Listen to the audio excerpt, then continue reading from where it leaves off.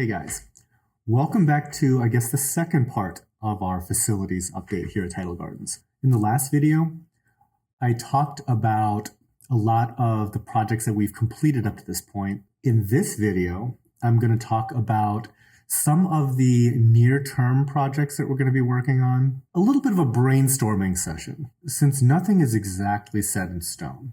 I have to warn you guys that this is not the most aquarium-related topic in the world. It's more on the nuts and bolts, behind the scenes sort of things that we have to consider as a part of like a bigger coral farming operation.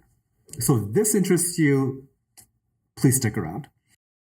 The first project that we should talk about is the rainwater collection cistern. The roof of this new building collects rain, diverts it underground. It goes through the cyclone filter to eliminate all the particulates and leaves and whatnot, and essentially sends cleaner water down to the cistern. We currently have a 10,000 gallon rainwater collection cistern underground, and we use that both for making RO water as well as a geothermal source of water to help cool our aquariums in the summertime. The problem with that little system is it's sized as if we're normal people.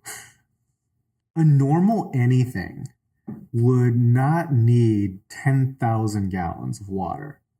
Okay? We do. In fact, we really push it to the limit.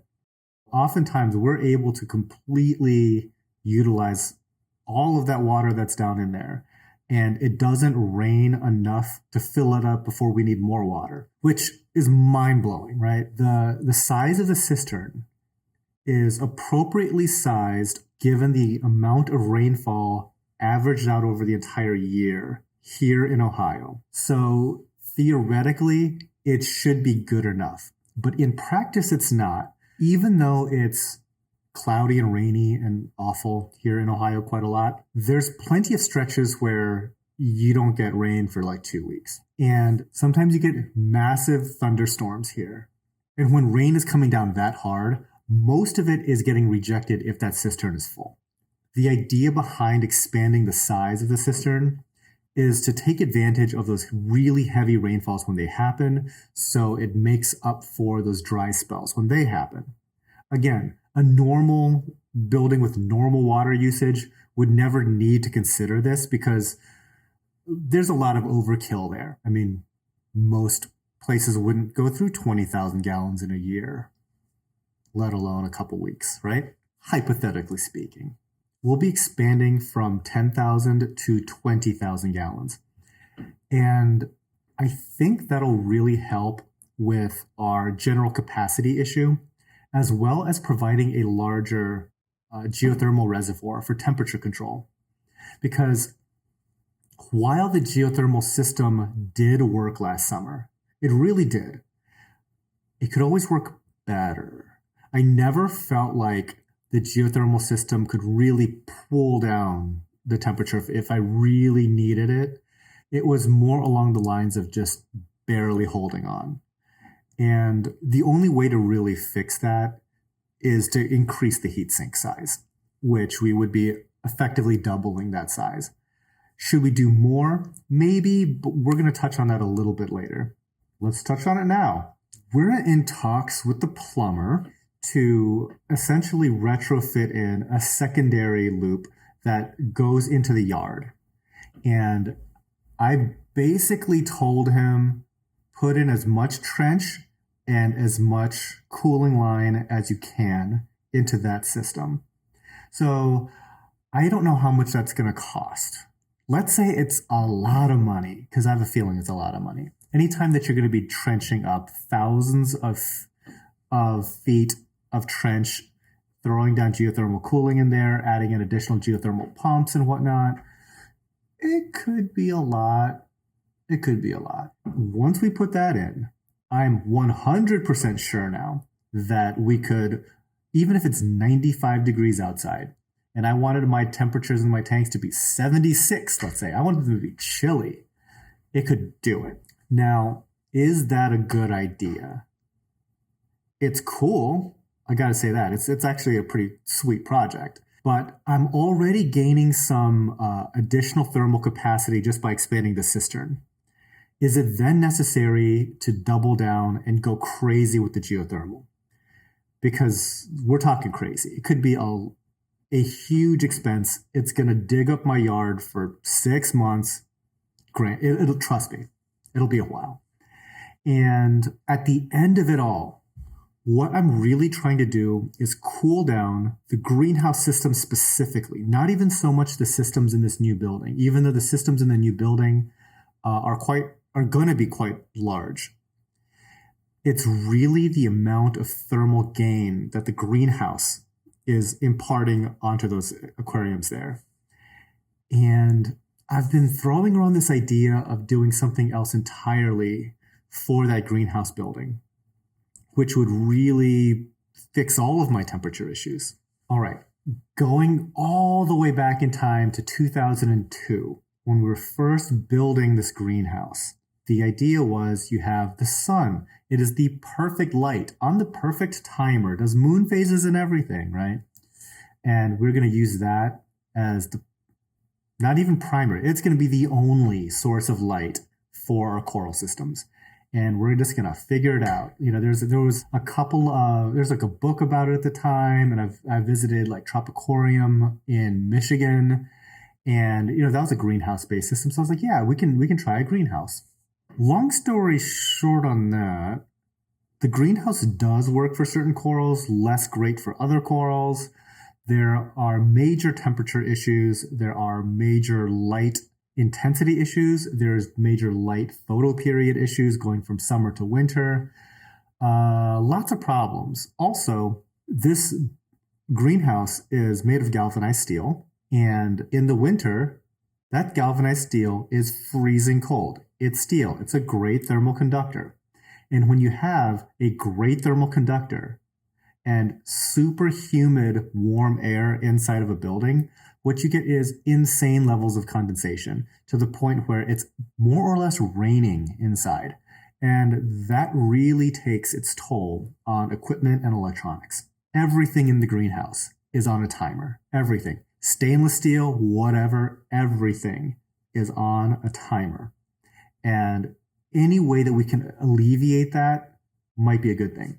So where am I going with all this? Instead of digging what might be a $50,000 geothermal system, let's say, I don't even know. I didn't get a quote.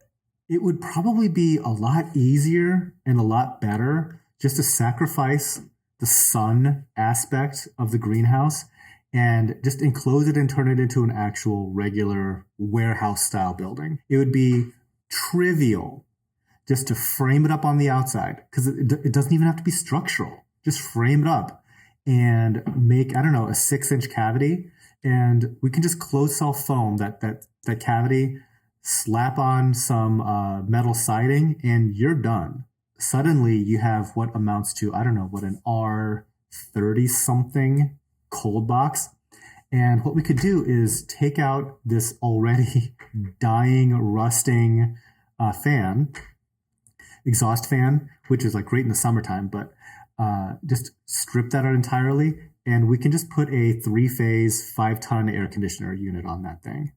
And that would more than take care of any temperature issues, really. And so we would be essentially controlling tank temperatures by bringing down the entire air cavity of this very well insulated building now. And the geothermal system that we have to cool down the tanks is really only responsible for like the tweaking of that temperature, not so much like the heavy lifting to bring down a sun-loaded greenhouse in the summertime. So those are like the two things I'm thinking about. I think like the more I think about it, it's pretty obvious I should just frame this thing up and spray foam it. Because as novel as it is to have a greenhouse, it's been 19 years, I'm kind of over it. Also, a lot of you guys probably weren't in the hobby back in 2002. But there was no such thing as commercially available LEDs. Like LED technology wasn't a thing. Cost-wise for lighting, the greenhouse made a lot more sense back then because the amount that you would have to spend in T5s, there weren't even T5s, there was like VHO and metal halide to light, I don't know, 1,000 square feet of aquariums with metal halide and T5. That's a major cost. Bulb replacements for something like that, major cost. So back in 2002, the greenhouse made a lot more sense. But now that we have advanced lighting that's relatively energy efficient, I mean, radions are still about 200 watts a piece, so I guess it's not that energy efficient, but they're definitely cooler. And there's enough advancements that the whole idea of a greenhouse might not be the best value proposition in the world. So that's the direction I'm leaning. What do you guys think? All right, and I will finish this video off talking about some actual aquariums. We've installed some UV, and I love it. I think that UV might be a bigger thing going forward in all of our systems here.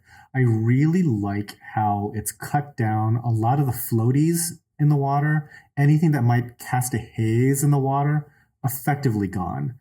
I am already getting that fish floating in space look, and I like it quite a lot. The only problem that we're running into is where to put all this stuff. I think that's like my biggest quandary right now is I'd like to design simple systems, and what always happens is project creep, where more and more and more and more stuff gets bolted on. And even with the amount of space that we have to work with, it gets more and more and more cluttered. As it turns out, some of these devices are kind of nice to have. And right now, UV is fitting into that slot. In that same vein, I'm also becoming a pretty big fan of activated carbon. Again, water clarity is nice, reducing toxins and whatever other weird grubbies in the water, also nice. And to compound things, and I've been doing this little dance with my little mental dance with the idea of ozone. I really want to try ozone. It's always a risk to try new things given the size of the systems that we're working with, because granted, it's in a home aquarium, a lot can be lost. In a coral farm, that's like taken to the nth degree. And unfortunately, I just don't have small systems where I can experiment on things. Everything is really, really big. And I'm sure that the people that have used ozone are like, dude, it's not a big deal. It's not a big deal, but it's a big risk. Every new thing is a big risk. I would really like to try it. For a lot of the same reasons why activated carbon is appealing, I like the idea of ozone for those same reasons.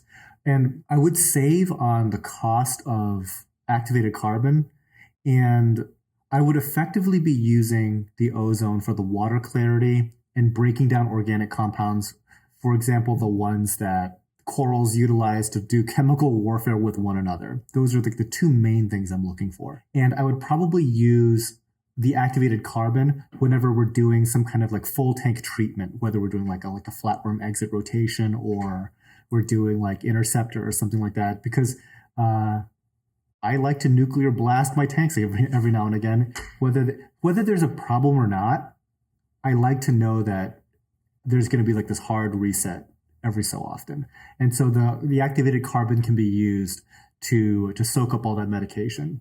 So yeah, guys, these are the projects that we're contemplating right now. What do you guys think? It should be an interesting next few months.